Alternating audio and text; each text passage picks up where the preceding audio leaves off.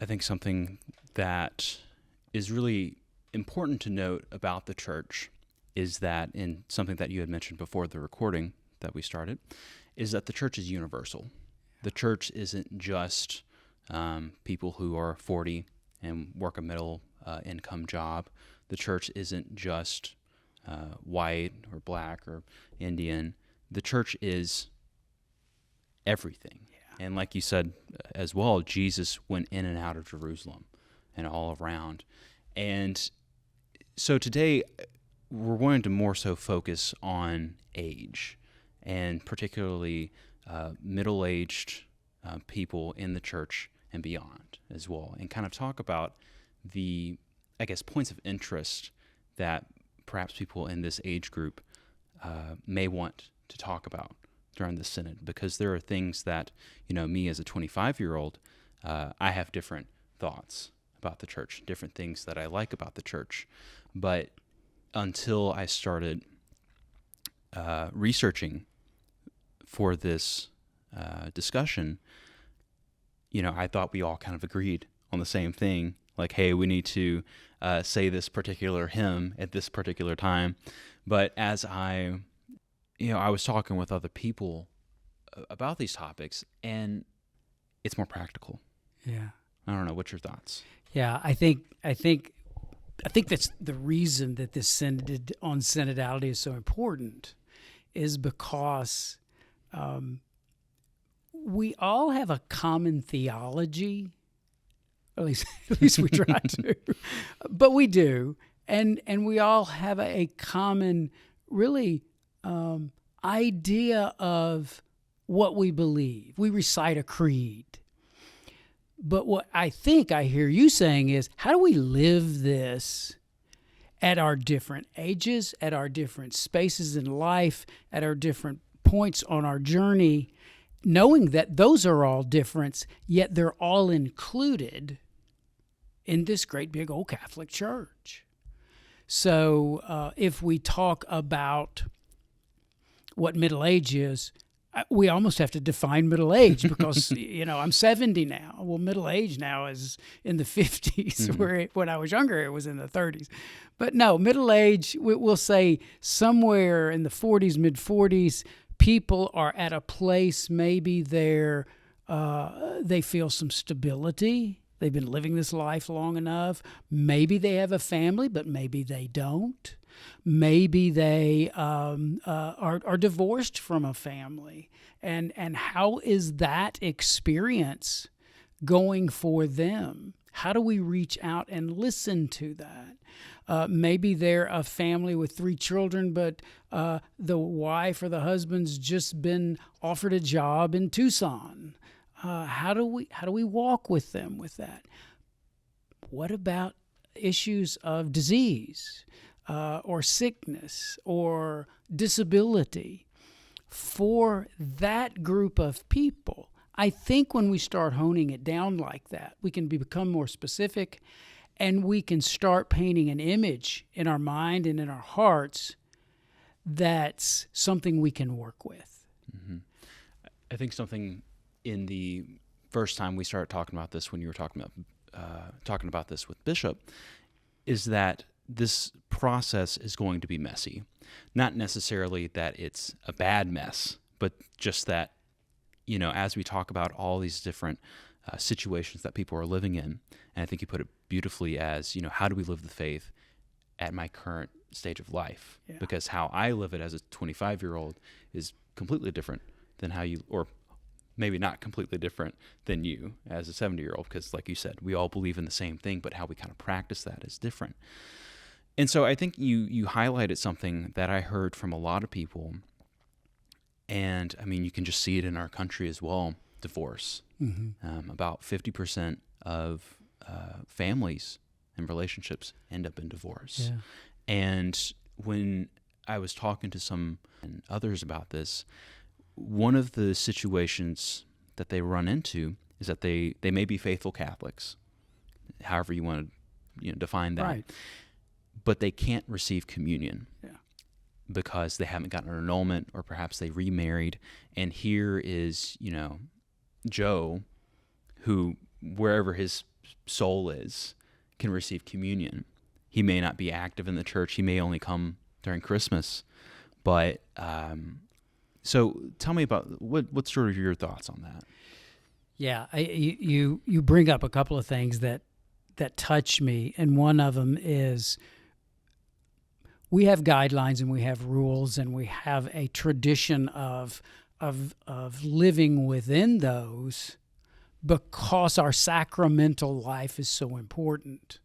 And so Pope Francis says we don't want to make the sacrament a prize, and we don't. We don't want to do that. Nobody wants to do that. And at the same time, if one person can receive the sacrament because they may be divorced, but they didn't have to get an annulment, they're not remarried, but the other person can't, it is hard to understand sometimes. And we can talk theological till we're blue in the face, right? And there's nothing wrong with that. But if we start to hear their story, if I can encounter the Christ in their heart, and Christ is in their heart, then I can start to maybe not ever agree with what they're asking for, but I can start to understand and say, let me listen to that because I want to walk with you. I want to accompany you in your church walk. We're both Catholics. We do believe in the same creed. Let's walk together with that. Can I fix it? No. That's not the point. The point is, and this is what I think is so hard to really grasp for me, but for any of us, if I start to do that and start to love that person, I change. My heart changes. My ongoing conversion continues. And once that happens, there's a much better chance of touching that other person's heart because God's working in both of us. But if I don't change, if I just go, too bad, I feel for you, but excuse me, I've got to go to church so I can go to communion. And I know nobody does that, but it's how they feel. And I sometimes look at it and say, wow, if I get to go to communion, everybody should, right? We're all sinners. And we remind ourselves of that. But at the same time, the church has these traditions that includes rules. But if I can listen to the story enough that my heart changes, then when I start to explain why we have this process of annulment, that other person might be able to listen to me too. It might offer them some consolation. Again, the beautiful part of being the laity, we don't try to fix anything, right? But golly, we're called to assist each other. And it's not easy. And here's the thing I think about the Synod is this is our first chance at practicing this. And 3 years from now, when there's a next Synod, or 6 years, or whenever it is, we're going to be better at it than we are today.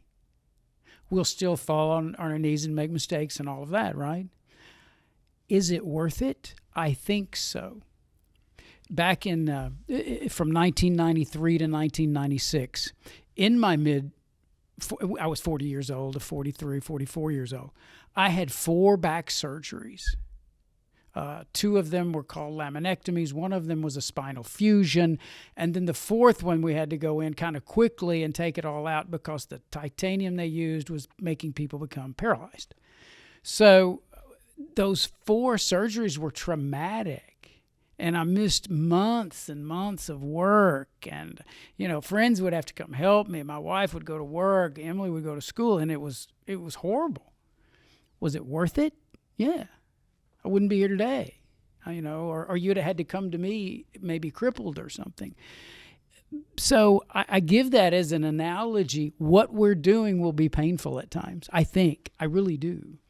But the resurrection on the other side of that is a more loving church, a more listening church, a more accompanying church. And, we've talked for the last 50 years about evangelization. And people for years have asked me, well, I don't know what to say. This is the answer. You don't have to say anything. It's listen and accompany. You don't have to fix anything as an evangelist. I think something that you brought up, which I found really interesting, and is something that I'm kind of working through with my own faith journey, is I used to look at the sacraments as a prize, pretty much.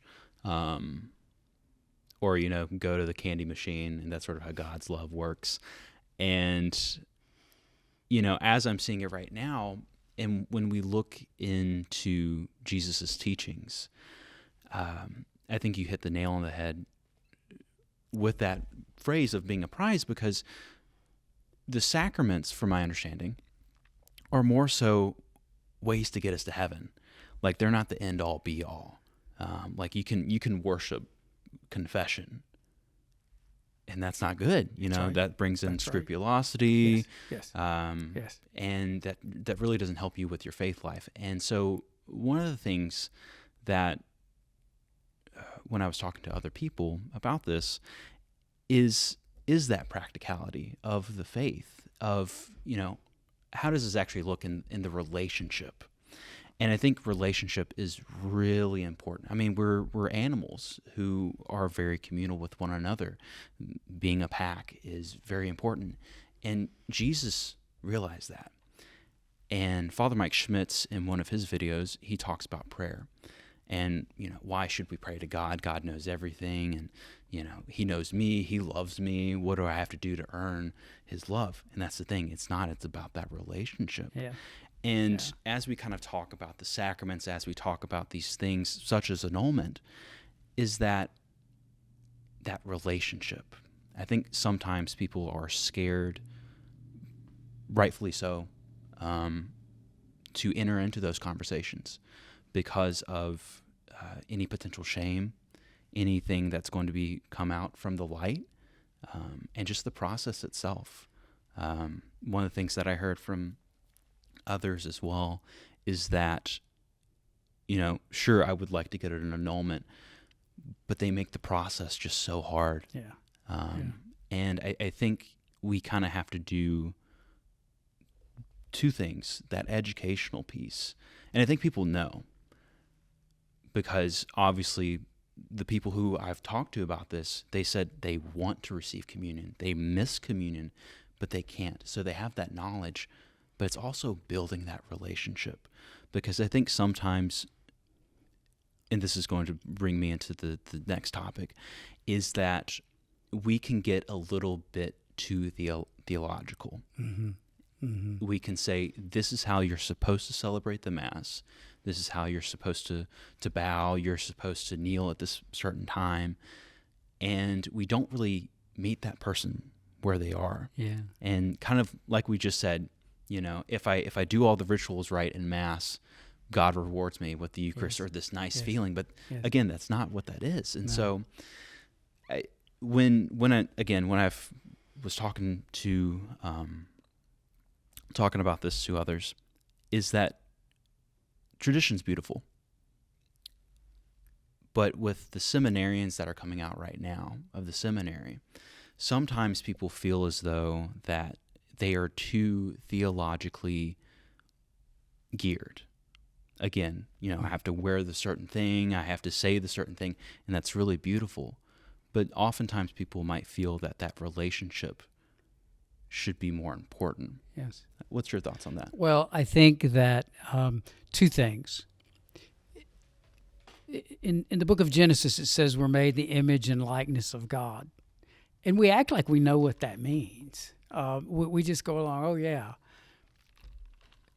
If God is anything, God is relationship. Mm-hmm. The Father with the Son, the Son with the Spirit with the Father back to the Spirit. It's this circle. It's this flow of relationship.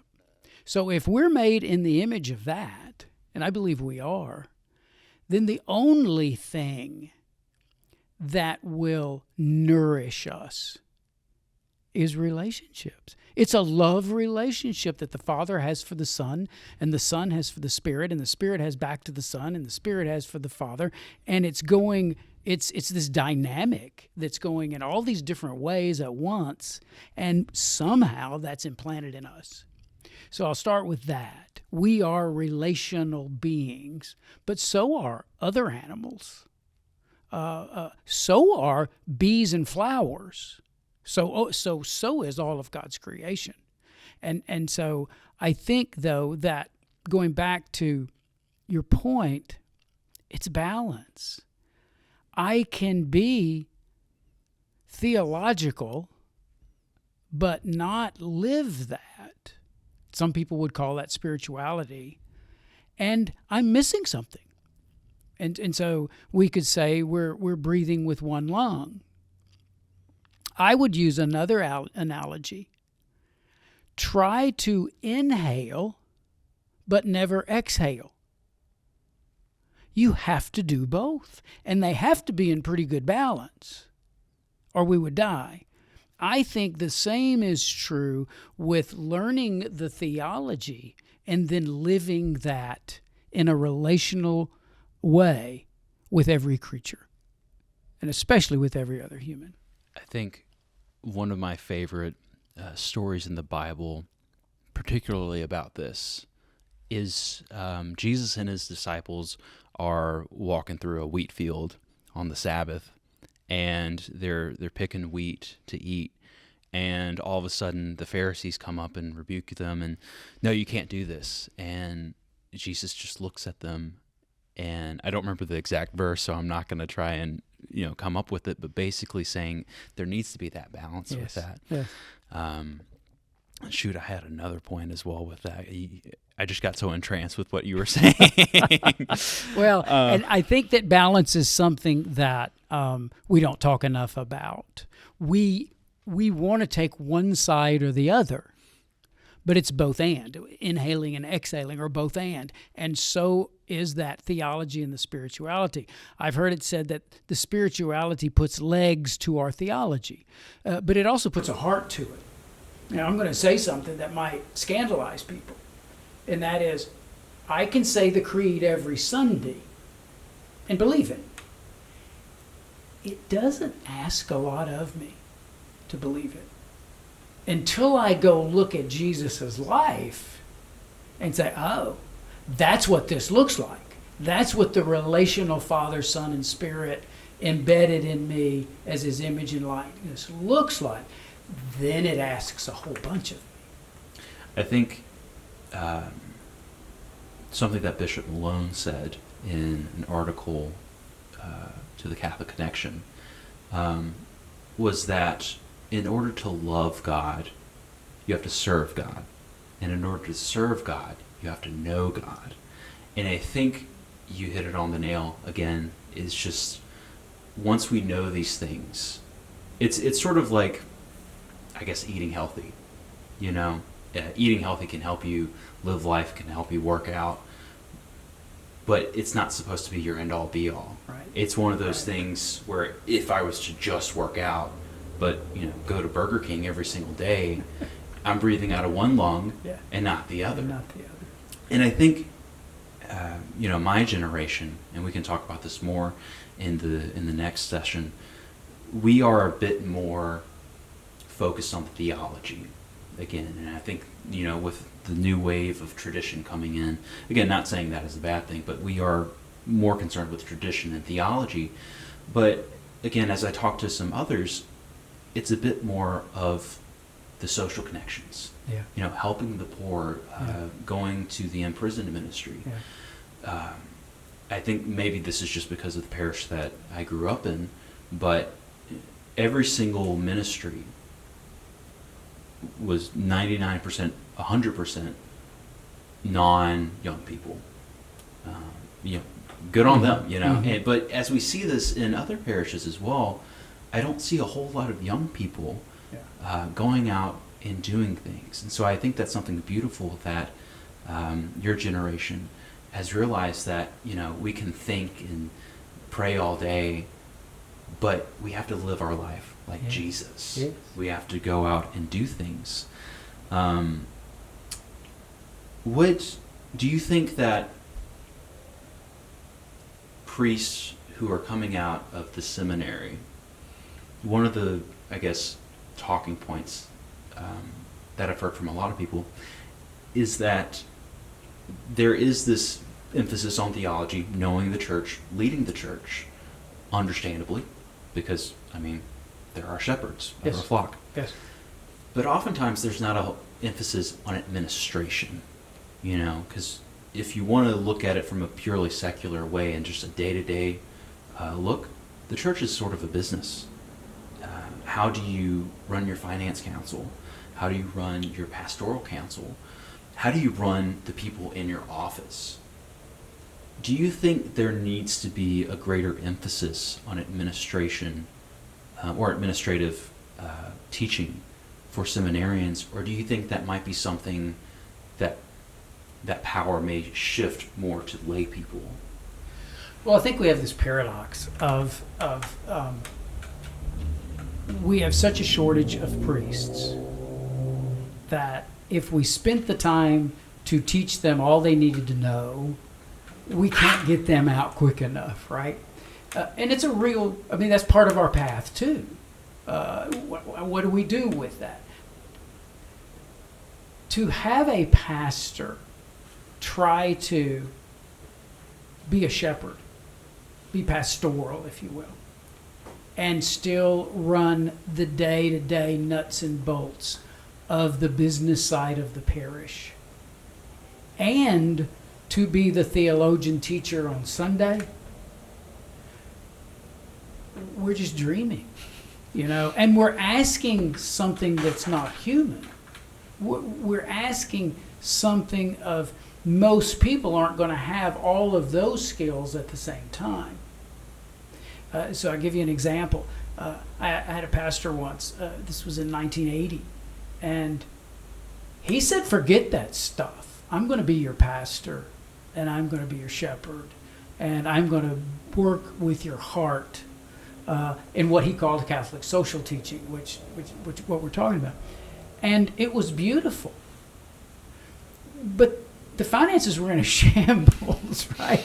He had what he called $100 Sunday once a year, and he would just say, everybody give $100 and then we won't talk about it again. Well, that wasn't the answer. That didn't work. So when the next person came, the next pastor, what did he have to do? He had to spend all his time shoring up the finances. Now, this was in another town, in another diocese, so don't try to figure out who these priests were, right? And they were both wonderful men of God. They really were. One of them has passed away, one's still living in retirement. But I think as lay people, there's so many of us that have those skills that could humbly run or coordinate the parish finances, the parish business side of what we're talking about. Now, is it tough? Yeah, because that can go to my head too. I run the parish. Priest can't do it, I do it. I mean, that's just an ego waiting to be fed, So, but I think that we can train people in that ministry. It's still a ministry, and that's how we have to look at it. Not that we're just going to go hire Joe who's retired from business and say he can do this, or Mary, or whoever it may be. I think we really have to say this is a ministerial position, and are we willing to pay for it? I think that's something beautiful about the Synod and just the church in general. When you look at the doctors of the church, I think oftentimes some of them are theologians, but some of them are just ordinary people. And a lot of the saints are just ordinary people. And it's one of those things where it gets to a bifurcation point where someone can say, the church is bad right now.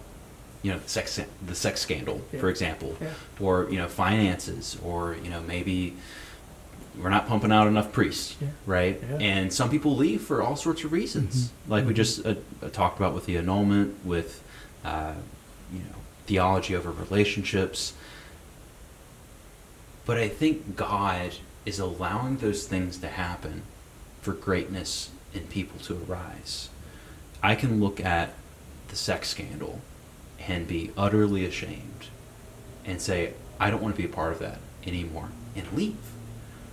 Or I can say, what can I do in my ministry to help? And I think that's something that you highlighted is, if you have a talent, we all have talents. We're all good at things. The church requires all of us. Yes. I mean, if you're in finance, if you're in coding, if you're in IT, the church needs IT right that's now. Right. That's right.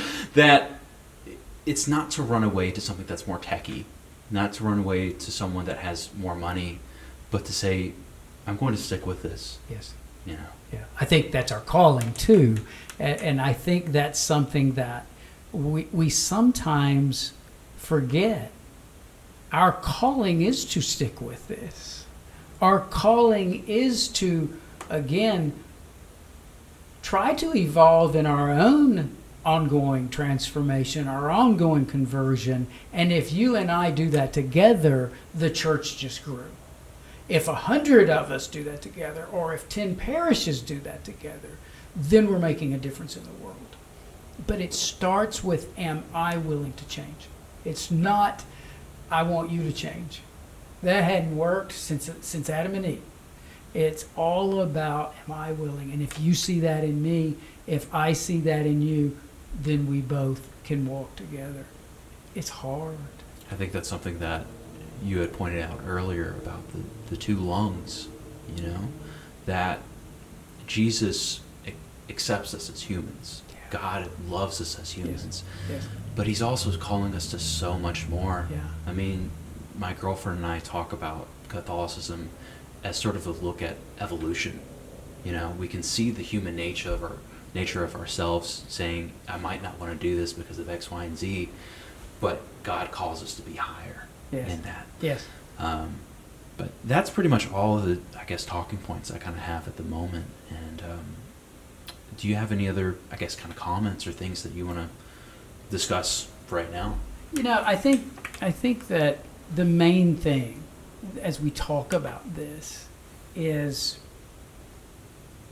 a lot of stories, and we all live in a story. We live in our own unique story. It's our sacred ground. It's our holy ground. And don't trample on it, because it is. It's mine. And it might be ugly as heck, but it's still mine. As we start to share stories and really listen, we will change. Forget about, are they going to change this, or are they going to change that, or for heaven's sakes, we can't change doctrine. It's not about that. It's about, can you and I be a companion with Christ, who is already with us and in us and in the world? And can we do it better today than we did it yesterday? And the answer is yes. And you're right. It's going back to the sacramental life. God gives us those graces through the sacraments to be able to do this. It's not that the graces make it go away. That isn't it. Jesus said, I don't want to drink from this cup, Dad, but I know you want me to, so I'm going to. He had to have the grace to crawl up on that cross and do that. So it's the grace from the sacramental life that doesn't make everything panacea. It makes us strong enough, the Christ in us, as Paul would say, that's strong enough to do what we're talking about. And I think that's at the root of our conversation today. That relationship is that, the load is not going to get lighter. We have to get stronger shoulders. And how do we do that? We do that with relationship. We do it with relationship. We And do love. it together. Yeah. And it's a love relationship. It has to be that. And 1 Corinthians 13, it's one of these short little phrases that we don't listen to enough. Love never fails. Those are pretty good odds. Mm-hmm. Well, I really thank you, Thank Mike. you. And I appreciate our conversation. You bet. Thank you.